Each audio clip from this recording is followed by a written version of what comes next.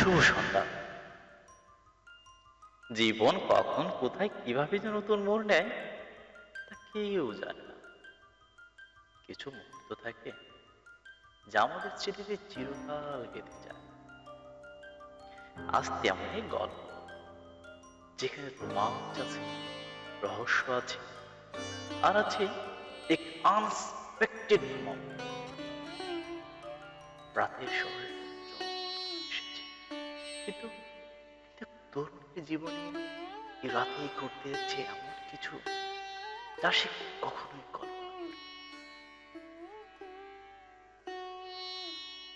আজ শোনাতে যাচ্ছি এমন একটি রোমাঞ্চকর গল্প। গল্পটির নাম থাইল্যান্ড। এটি আমারই লেখা, অর্থাৎ আজকের গল্প পাঠে গল্প বলা রয়েছে আমি মুনশিয়ান, এবং এই গল্পটি আমার লেখা।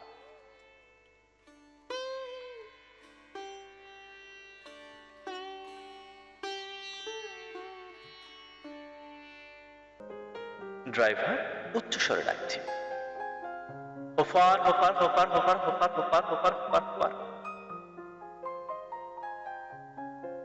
আবারও ডাকছে, Hofer Hofer Hofer Hofer Hofer Hofer Hofer.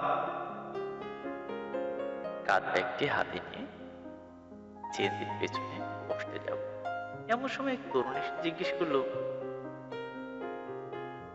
চত্বরে যাবে? ড্রাইভার একটু তাৎপর্য সরে বললেন, অয়। আমি মেয়েটিকে আগে ওঠার জন্য চোখে মুখে ইশারা করলাম। মেয়েটি প্লান হাসল। আবছা আলোয় সে হাসির নহরা ও বিদ্যুৎ দেখে আমাকে বিমোহিত করে। মেয়েটি এক সাইড হয়ে বসে,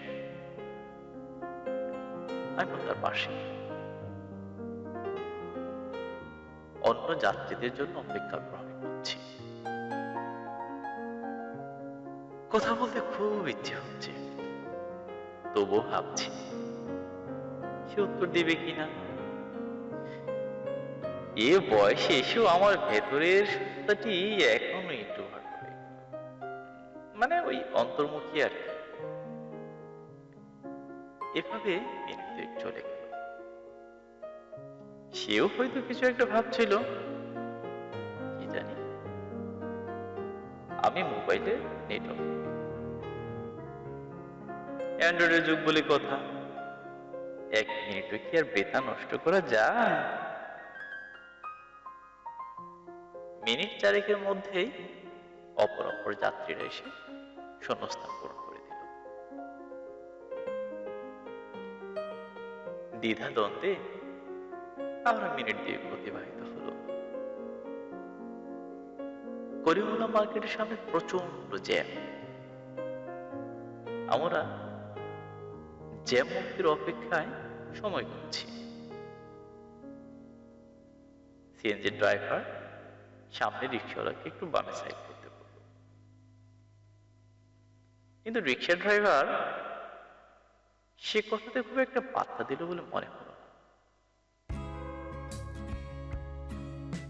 সিএনজি ড্রাইভার পরপর 2বার বলার পরও তার মুডে পরিবর্তন হয়ে গেল। মানে সিএনজি ড্রাইভারের মধ্যে এক ধরনের বিরক্তিবোধ চলে, ওর মধ্যে যেমন ছাড়।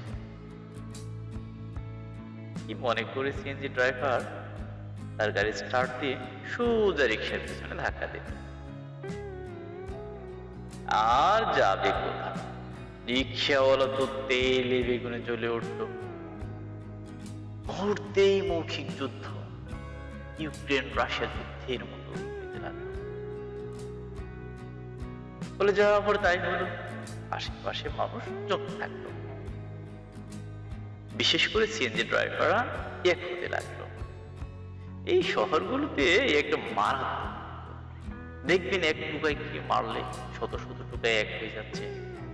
এক ট্রাক ড্রাইভারকে মারলে ট্রাক ড্রাইভাররা এক হয়ে যাচ্ছে, সিএনজিওয়ালাদের সাথে লাগলে সিএনজিওয়ালারা এক হয়ে যাচ্ছে। এই বিষয়টা এরকম আর কি। আমার পাশে বসে মেয়েটি সিএনজি ড্রাইভারকে বলছে, আপনি তো দোষ করেছেন। সিএনজির ড্রাইভারের চোখের চাহনি আর ভাবমূর্তি দেখে আমি কৌশল করে মেয়েটির বাম হাতে একটু চাপ দিয়ে ক্ষীণ সুরে বললাম, একটু চোখ রাখো। মেয়েটির নিরাপত্তা নিয়ে আমি শঙ্কিত হতে থাকি। রিক্সাওয়ালার চেয়েও মেয়েটি এখন নিরাপদ নাই। সিএনজির ড্রাইভারের সাথে ক্রমশ বাড়ছে, কেননা তার চিল্লাচিল্লিতে, কর্কশ শব্দে আশেপাশের অনেক সিএনজি ড্রাইভারই এগিয়ে আসছে। আর সে কারণে এখন সিএনজি ড্রাইভারের দেহের আয়তনের চেয়েও যেন বেশি শক্তি তার শরীর দিয়ে উপচে পড়ছে।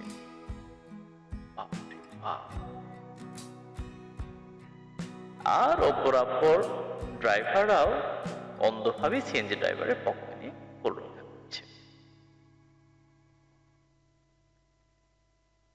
এর মধ্যে কেউ কেউ মেয়েটিকে ধমকের স্বরে কথা বলা শুরু করেছে। আমি সিএনজি ড্রাইভারকে বললাম, উস্তাদ বাদ দিলাম, তাই বুঝছুই না, এগুলো গাড়ি সারি জ্যাম নাই, বইয়া কি থাকবো না, আমরা তো তারা আছি। সব ড্রাইভাররাই উস্তাদ কথায় বেশ মোহিত হয়।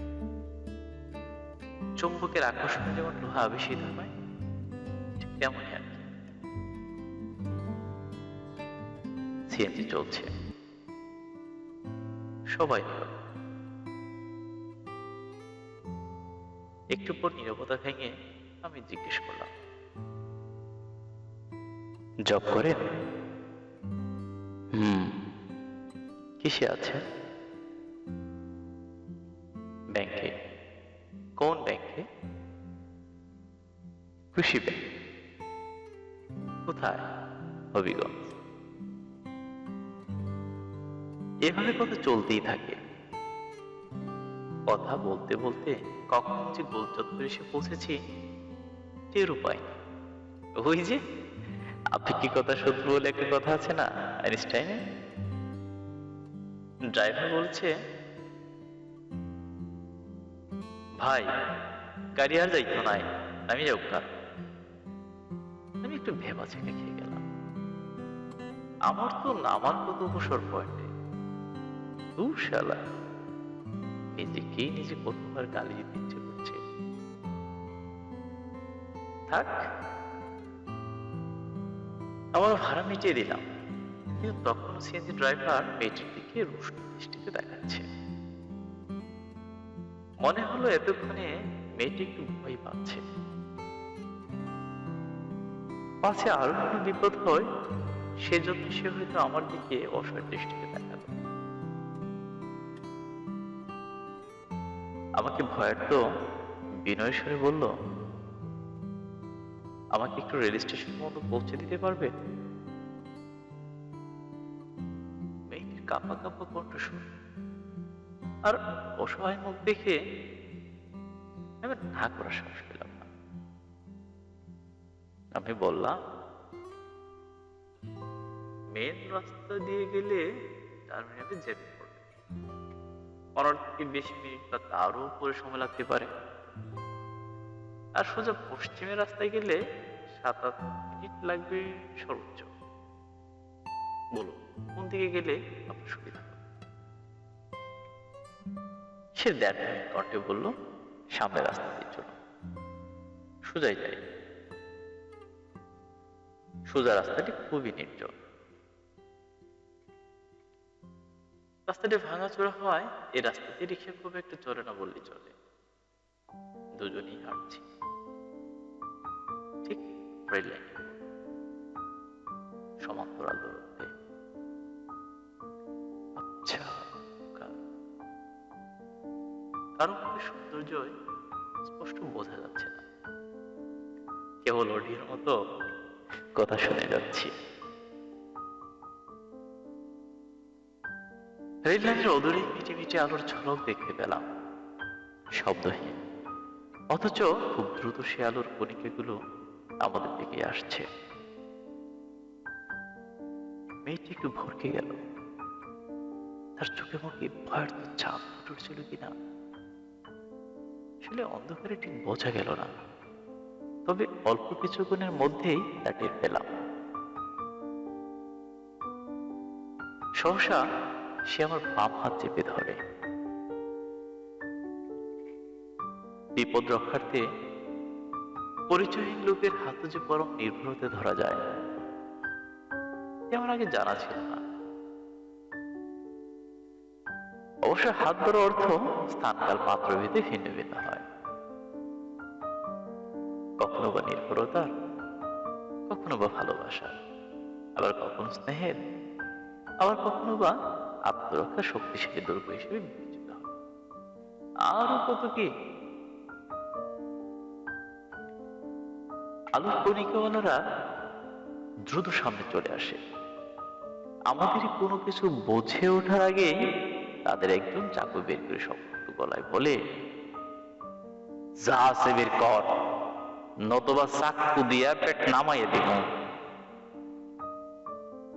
এমন বিপদে আমি এতে পূর্বে কখন পড়িনি। মেয়েটি মেয়েটি আমার হাত শক্ত করে ধরে। মনে হলো আমি ওর জনম জনমের বন্ধু, অথচ এখন অব্দি কেউ কারোর নামটি পর্যন্ত আমরা জানি না।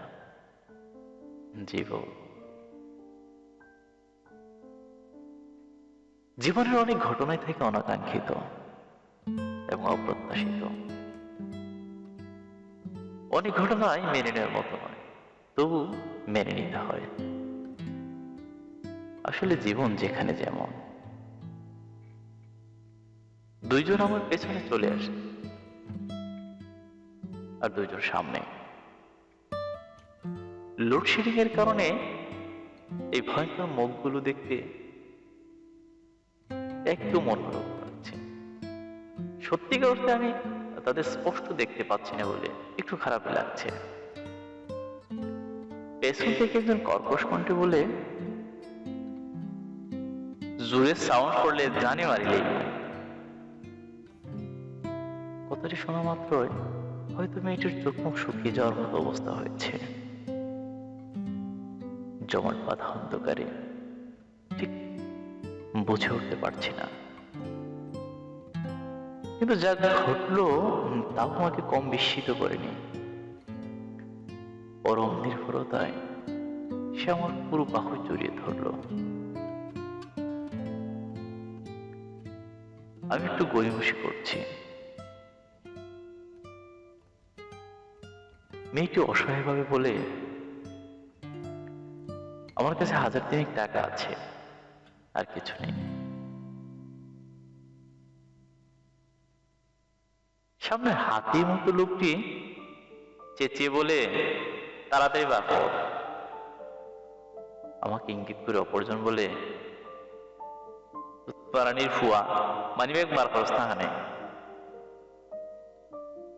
অন্য কোনো স্থানে হলে ঠিক ভয় লাগতো, বিশেষ করে ঢাকায় বা সিলেটের বাইরে অপরিচিত কোনো স্থানে। এখানে ঠিক ভয় পাচ্ছি না, তবে স্বস্তি পাচ্ছি না। আবার কেউ ভাবছে, একবার 2 ঘা মেরে যদি অন্ধকারে পালিয়ে যায় তবে কে কার টিকিট খুঁজে পাবে। মেয়েটির ভ্যানিটি ব্যাগ বের করার আগে আমি আমার পকেটে হাত ঢোকাই। সামনের ত্রাস সৃষ্টিকারী মোটা লোকটি ভৈরব স্বরে গালি দিয়ে বলল, আল্লাহর ফুয়া, ও তো দিনংলা এখানে দেখছত নাইনি। ও ও ও দেখ দেখছত নেই, ফ্যাট বাই দিয়ে একবারে হামদাই নি। আমি রসিকতার ছলে বলি, ভাই দেখা যান না তো। একজন মোবাইলের টর্চ আমার প্যান্টের পকেটের দিকে তাক করে। আমি প্যান্টের পকেট থেকে থাইল্যান্ডের মাল্টি আংশিক বের করতে সামনের হাতে মার্কা লোকটি চিৎকার করে বলল, গো ব্যাক কুইক।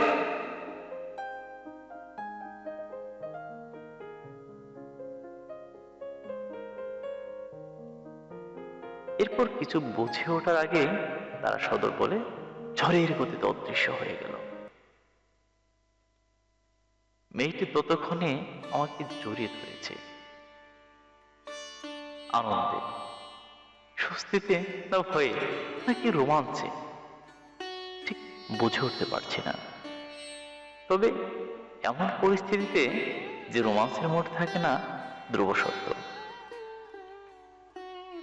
অন্ধকার না থাকলে হয়তো তার চোখে মুখে আমাদের যে ঝিলিকু দেখতে পেতাম। হঠাৎই বিদ্যুৎ চলে এলো, আসলে খুবই নাটকীয় হবে। হায় রে বেরসিক বিদ্যুৎ, শামসুর রহমানের মতো স্থানকার পাত্র বুঝিস না।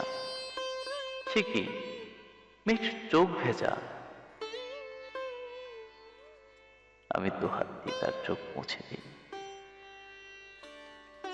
বিদ্যুৎ আসায় সহসা সে আমার চোখের দিকে যেন তাকানো সাহস পাচ্ছিল না। পুরোটাই স্বপ্নের মতো মনে হচ্ছে, অবিশ্বাস্য। নিজের হাতে চিমটি কাটি, না ঠিকই তো আছে। তবে আমি তার চিবুকের কাছে মুখ নিয়ে এলাম, ক্ষীণ সুরে বললাম, আর ভয় নেই, চলো।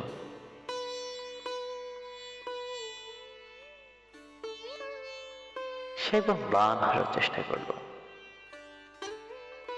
তারপর সামনের দিকে পা বাড়ালো। দুজনেই চলছি। সে আমাকে বলল, আপনি যদি আজ না থাকতেন। আমি রসিকতা করে বললাম, আপনি হয়তো তখন এই রোডেই আসতেন না।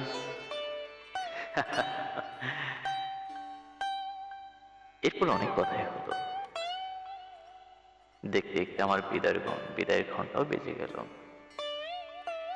সে কৃতস্তত করে বলল, যদি কিছু মনে না করেন তো একটা কথা বলবো। জি বলুন।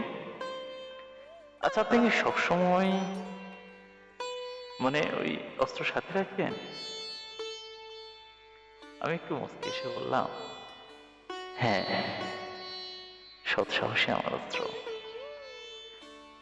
তবে আজকে যে অস্ত্র দেখে তারা লেজ গুটিয়ে পালালো সেটি সত্যিকারের অস্ত্র না। মেয়েটি বিস্মিত দৃষ্টিভঙ্গিমায় বলল, মানে? মানে খুবই সোজা। আগামীকাল আমার এক শিশু ছাত্রের জন্মদিন। এই থাইল্যান্ডে খেলনা পিস্তলটি তার বার্থডে উপলক্ষে কিনেছি। কথাটি শেষ হওয়া মাত্র মেয়েটি হু হু করে হেসে উঠল। কি যে সে বিস্ময়কর হাসি! রবীন্দ্রনাথ ঠাকুরের ভাষায় সে হাসি বিধাতা যাহাকে দিয়াছেন তার আর কোন কথা বলিবার দরকার নাই। এ যেমন সে হারিয়ে যাবে বিদ্যুতের ফেরিওয়ালা। আমি তার হাসির সমুদ্র অবগাহন করতে থাকি। সে হাসির সমুদ্রে একবার অবগাহন করলে আর ফিরতে ইচ্ছে করে না।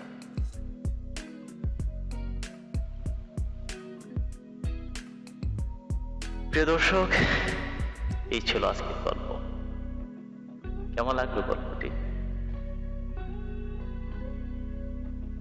কমেন্ট বক্স খোলা রয়েছে। আপনার ভালো লাগা মন্দ লাগা অনায়াসে লিখতে পারেন। কি আপনার জীবনে কিরকম কোনো ঘটনা আছে যা মাঝে মাঝেই আপনাকে পুলকিত করে কিংবা বিস্মিত করে কিংবা ভয় জাগানো মুহূর্তটি আপনাকে টনক নাড়িয়ে দেয়? লিখুন আপনার কথাটিও। শুনতে চাই, জানতেও চাই। আজকে এই পর্যন্তই। আবারও দেখা হবে নতুন কোন এপিসোডে, নতুন কোনো গল্প নিয়ে। সে পর্যন্ত আপনার ভালো থাকুন, সুস্থ থাকুন, সুন্দর থাকুন। আর হ্যাঁ, যাবার আগে আরেকটি কথা স্মরণ করে দিচ্ছি, যদি গল্পগুলো আপনার বিন্দুমাত্র ভালো লাগে একটু লাইক করতে কিন্তু ভুলবেন না।